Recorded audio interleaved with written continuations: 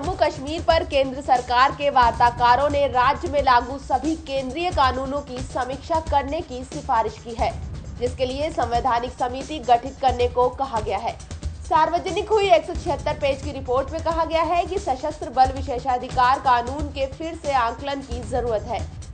साथ ही केंद्र और हुर्रियत कॉन्फ्रेंस के बीच बातचीत जल्द शुरू करने को कहा गया है। लेकिन एपीएससी के सम्मेलन में अध्यक्ष मीरवाइज उमर फारूक ने वार्ताकारों की रिपोर्ट को खारिज कर दिया है।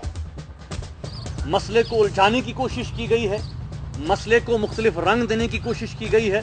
अगरचे अभी हमने वो रिपोर्ट तफसीलन नहीं पढ़ी, लेकिन ये बिल्कुल आया है कि जिस तरीके से आज इस रिपोर्ट के जरिए बार बार कश्मीरी सोसाइटी को, कश्मीर को फ्रैगमेंट और फ्रैगमेंटेशन की नज़र किया जा रहा है।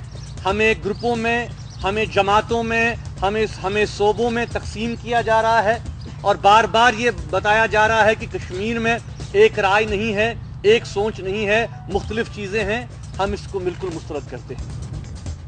आइए आपको बताते हैं कि आखिर इस रिपोर्ट में है क्या। रिपोर्ट की खास बातों में पहला, जम्मू कश्मीर में 1953 से पहले की स्थिति वापस लाना मुश्किल। दूसरा, इसके बजाय 1952 के बाद राज्य में लागू सभी केंद्रीय कानूनों, संविधान के अनुच्छेद की समीक्षा हो और काम का जिम्मा संवैधानिक समिति को सौंपा जाए। तीसरा, समिति 6 महीने में रिपोर्ट दे, सिफारिशों के आधार पर राष्ट्रीय अनुच्छेद 370 के तहत आदेश जारी करे। चौथा, अशांत क्षेत्र कानून की समीक्षा हो, राष्ट्रपति के आदेश से कोई भी नया कानून या संविधान का अनुच्छेद राज्य पर लागू न हो। पांचवा, संसद भी राज्य पर लागू होने वाला कानून नहीं बनाए, बशर्ते मुद्दा देश की सुरक्षा व्यवस्था, आर्थिक हितों से जुड़ा न हो। छठा, जम्मू कश्मीर विधानसभा राज्यपाल के पद के लिए राष्ट्रपति के पास 3 नाम भेजे।